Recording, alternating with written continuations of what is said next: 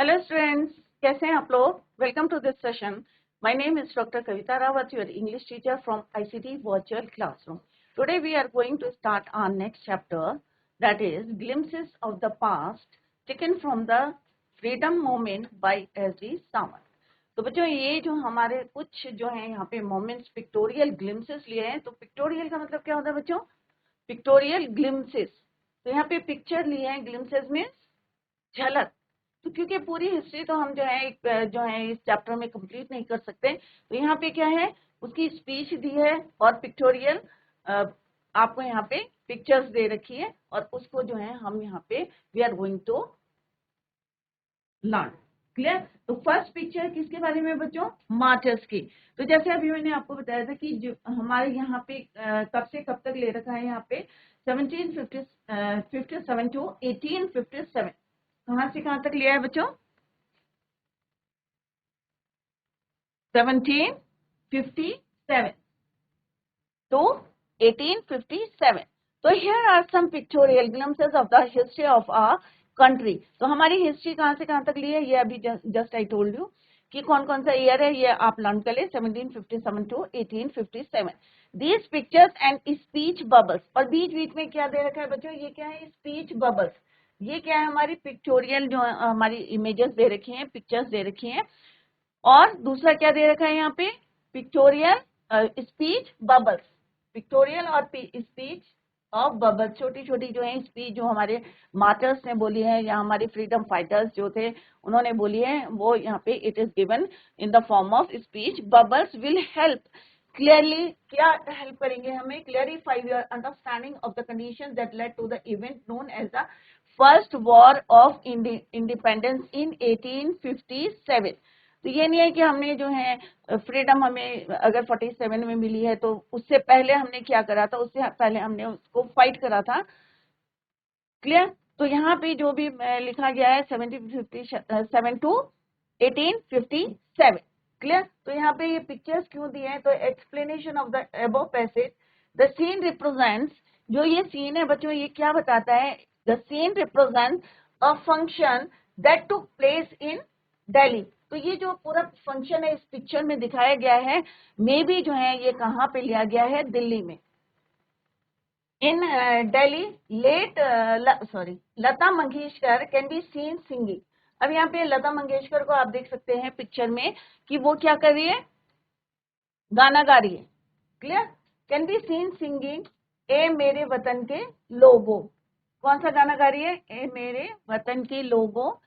तो आप लोगों ने सबने सुना होगा ये गाना, लता मंगेशकर ने जो गाया था, बहुत फेमस गाना था, ए मेरे वतन के लोगों जरा आंख में भर लो पानी। तो ये आप लोगों ने भी सुना होगा, बहुत जो है फेमस रहा है। तो यहाँ पे पिक्चर में आप यू कैन सी, देख सकते हैं आप,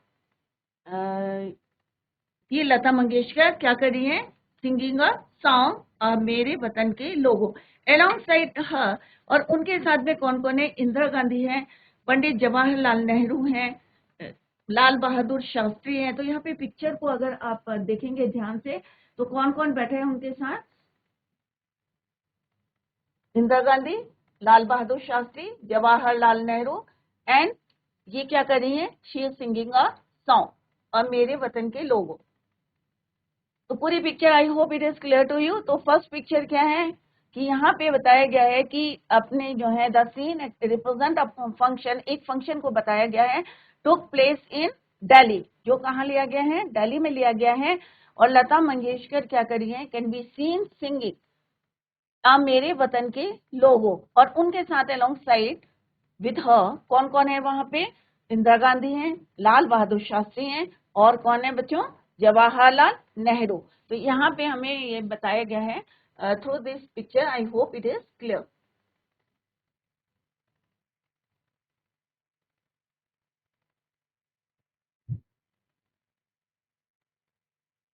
तो सेकंड पिक्चर है बच्चों, यहाँ पे दिखाया गया है कि किस तरह से इंडियन प्रिंसेस। से यहाँ पे आप देख सकते हैं कि जितना येलो पार्ट है ये क्या है? इंडियन प्रिंसेस का जो हमारा है।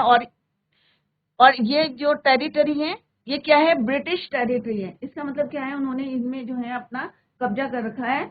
और पूरा जो इंडिया है ये वाला हमारे प्रिंसेस के पास है, राजाओं के पास है। क्लियर? दूसरी पिक्चर है the people had no peace due to much constant fight.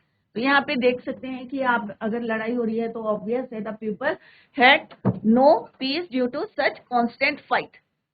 दूसरी पिक्चर में आपको क्या दिखाया है, the rivalries help the East Indian company and could easily subdue Indian princes one by one. और किस तरह से, क्योंकि हमारे यहाँ क्या था बच्चों, आपने हिस्ट्री में पढ़ा होगा कि किस तरह से जो हमारे राजा लोग थे, किंग थे, किस तरह से दूसरे की बातों में आ जाते हैं ये अपना फायदे के लिए। तो बच्चों यहाँ पे हमने देखा सेकंड स्लाइड में कि Indian princess British territory, yellow वाला क्या है आपका इंडियन टेरिटरी है, जितना हमारे येलो पार्ट है that is your Indian territory. और जो दूसरा है आपका that is your British territory, कि इन्होंने जो है अब हमारे राज्य में जो है किस तरह से कब्जा करा है। क्लियर। दूसरी पिक्चर है द पीपल, किस तरह से हम देख रहे हैं कि यहाँ पे फाइट कर रहे हैं, the people had no peace due to such constant fight. Next है the rivalries help the East India company and it could easily subdue Indian princes one by one, कि किस तरह से हमारे जो है एक एक जो है राजा को तोड़ा था, किसने, ब्रिटिश ने। किस क्यों करा था, क्योंकि दे वांटेड टू, किस तरह से हमारे देश में जो है वो एंटर करना चाहते थे। A far seeing ruler like the brave Tipu Sultan, Tipu of Mysore for the British till he died fighting. वो लास्ट मोमेंट तक जो है फाइट करते रहे। किस, कौन थे वो, टीपू थे, कहाँ के थे, मैसूर के थे। Clear. Thank God there is peace in the country now. No more wars and no looting by things. It is God who sent the British. अब यहाँ पे जो राजा लोग थे उन्होंने कहा अरे thank God there is peace in the country, कि अब हमें जो है ना हमारे देश में जो है लूटिंग होगी। जो ये एक इनके अंदर जो है मिसअंडरस्टैंडिंग थी। How did Indians react to these conquest?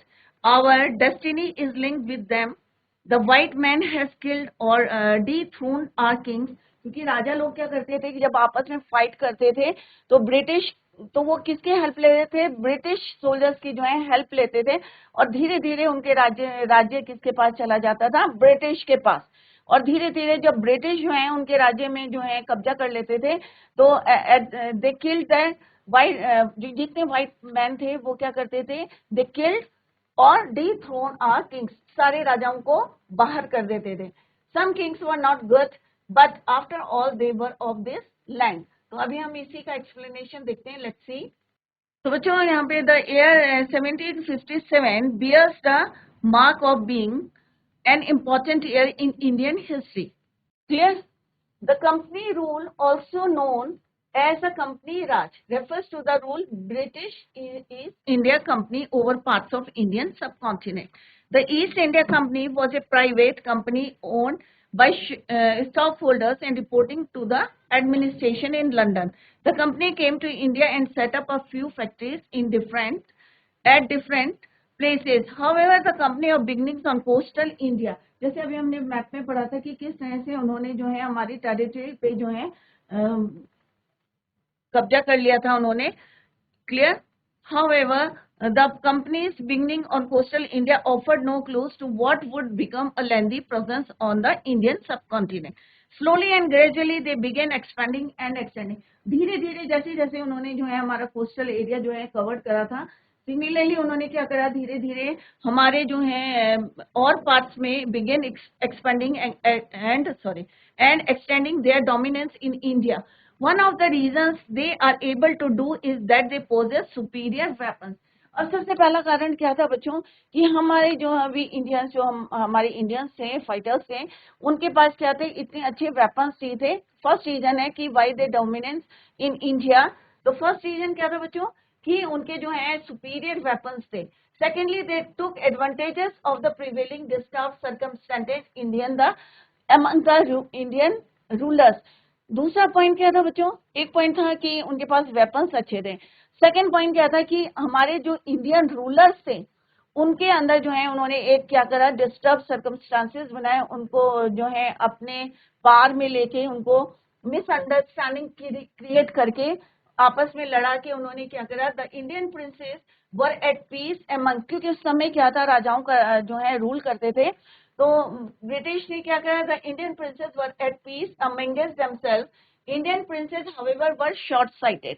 तो जितने हमारे इंडियन प्रिंस थे वो क्या थे शॉर्ट साइटेड, मतलब वो दूर का नहीं देखते थे इन फ्यूचर की उसके कॉन्सिक्वेंसेस क्या होंगे, उनके रिजल्ट क्या होंगे, बट वो क्या थे शॉर्ट साइटेड थे कि अभी देखते थे कि हमें इससे फायदा हो रहा है।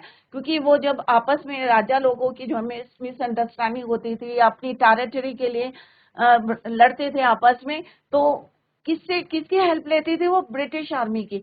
अब ब्रिटिश की लेते थे तो वो क्या करते थे धीरे धीरे जो है ऑक्यूपाई करते थे, उनके ऊपर डोमिनेंस करते थे, डोमिनेंट होते थे, और धीरे धीरे जो है so they took help from the English merchant. अब धीरे धीरे किसकी हेल्प लेने लगे वो इंग्लिश मर्चेंट्स की लेने लगे to be able to defeat their rivals. अपने राजा जो हैं, अब ये नहीं उन्होंने सोचा कि अपने ही देश के अपने ही लोगों को हम जो है फाइट करें, किसकी हेल्प से, ब्रिटिश के, राइट, व्हाइट पीपल की हेल्प से हम जो है उनको डिफीट कर रहे हैं। तो वो क्या थे शॉर्ट साइटेड थे, दूर का नहीं सोचते थे। This helped the British East India Company in successfully taking over control from the Indian rules. अब धीरे धीरे क्या हुआ कि जो ब्रिटिश ईस्ट इंडिया कंपनी थी उन्होंने क्या करा, धीरे धीरे जो है successfully taking over control from the Indian rulers. अब उन्होंने क्या करा कि जिस राजा की जो है वो हेल्प करे थे उनके राइवल के अगेंस्ट, तो धीरे धीरे उन्होंने जो है उसके ऊपर जो है उसको भी डिफीट करने लगे या ओ पा करने लगे उनको over control from the Indian rulers. The British adopted the divide and rule policy. और सिंपल यू कैन से कि वो क्या करते थे डिवाइड एंड रूल, कि इनको आपस में लड़ाओ, डिवाइड करो और उसके ऊपर रूल करो। तो ये वाला जो है उन्होंने पॉलिसी को जो है फॉलो करा। और जो हमारे राजा थे जो अपने जो है टेरिटरी को बचाने के लिए या मे भी कोई और रीजन हो सकता है, इसके लिए जो है किसकी हेल्प लेते थे, ब्रिटिश की हेल्प लेते थे। और धीरे धीरे उन्होंने क्या करा, taking over control from the Indian rulers, और धीरे धीरे the British slowly the British occupy that territory, उनकी जो टेरिटरी थी उसको जो है ऑक्यूपाई करते थे, या जितना भी उनका राज्य था स्टेट था उस पे जो है रूल करने लगे। और सिंपल सा कौन सी पॉलिसी उन्होंने, they use the policy divide and rule. आपस में हमारे राजाओं को लड़ाया उन्होंने और फिर जो है उनका राज्य जो है छीन लिया और ऑक्यूपाई कर लिया, you can say divide and rule. तो दो उनके बेनिफिट्स थे उनके पास, क्या क्या थे वो, एक तो उनके पास सुपीरियर क्वालिटी के वेपन थे, और सेकेंड था कि वो डिवाइड एंड रूल करके हमारे जो रूलर थे, इंडियन रूलर्स थे, उनको मिसगाइड करके दे occupy there state.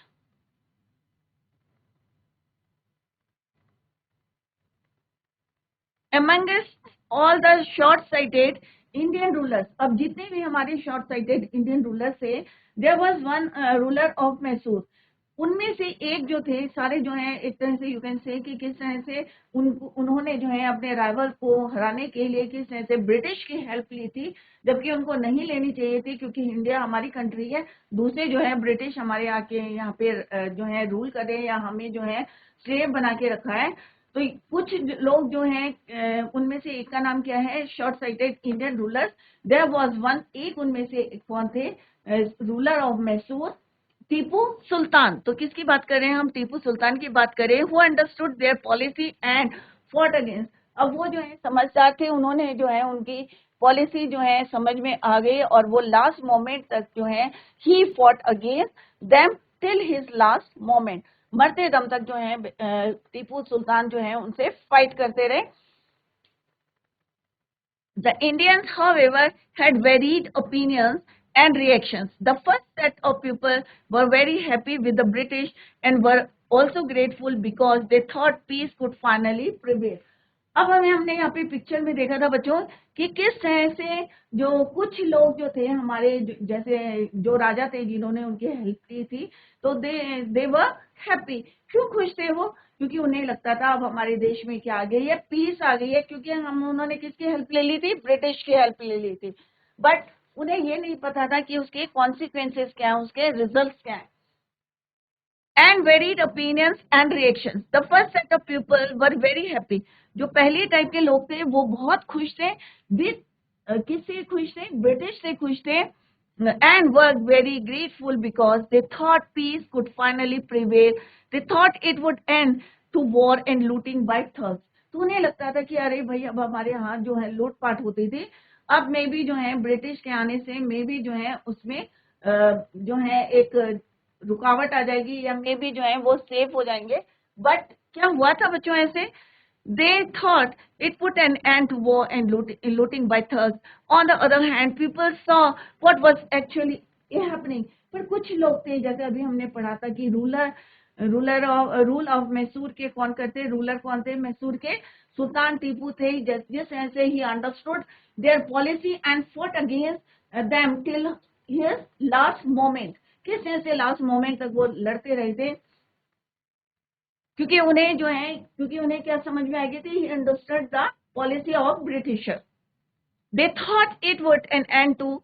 On the other hand जो है कुछ लोग थे, उन्हें जो है समझ में आ रही थी कि व्हाट वाज हैपनिंग, की क्या हो रहा था। They knew that even if some of the princes were cruel, they were at least of their land. और कुछ लोगों को ऐसा लगता था कि जो हमारे जो है राजा जो है क्रूअल हो गए हैं, या ब्रिटिश की हेल्प कर रहे हैं, या उनको साथ लेके काम कर रहे हैं, बट एटलीस्ट हैं तो हमारे ही देश के लोग। They had realized that they were now slaves of the Englishman. अब कुछ लोगों को जो है पता चल गया था कि वो क्या बन गए हैं, स्लेव बन गए हैं। किसके? इंग्लिशमैन के। स्लेव क्या होता है बच्चों? दास बन गए हैं उनके जो है, क्योंकि उन्होंने किस तरह से उनको मिसगाइड करके डिवाइड एंड रूल का जो है पॉलिसी को जो है रूल करा था उन्होंने, कि उनको पहले लड़ाया आपस में, उनकी हेल्प करी, और धीरे धीरे जो है अपना जो है दे ऑक्यूपाइड देयर स्टेट, और उनको क्या बना दिया? स्लेव बना दिया, और समटाइम दे उनको उन्हीं के राज्य से बाहर फेंक दिया। तो this is all about this picture जो हमने अभी पढ़ी थी बच्चों इससे पहले। कि तो इस पिक्चर में हमने देखा था कि अभी हमारे जो है ब्रिटिश कहाँ थे? इस एरिया में थे, इस टेरिटरी में थे, और ये पूरा किसके पास था? हमारे इंडियंस के पास था। बट धीरे धीरे जो है वो फाइट करते रहे। जैसे अभी हमने पढ़ा था कि हमारे राजाओं ने जो है अपने राइवल से लड़ने के लिए किसका हेल्प ली? ब्रिटिशर की हेल्प ली। और यहाँ पे दिखाए गए हैं कि टीपू सुल्तान थे, ही understood the policy of the Britisher, और किस तरह से वो लास्ट मोमेंट तक जो है उनसे लड़ते रहे, he fought with them. But हमारे यहाँ पे जो है टू टाइप्स के जो है ग्रुप बने थे। एक जो राजा लोग थे, उन्हें लगता था कि ब्रिटिश के आने से जो है हमारे देश में जो है पीस आ जाएगी, कोई लड़ाई नहीं होगी, no more war and looting by thugs.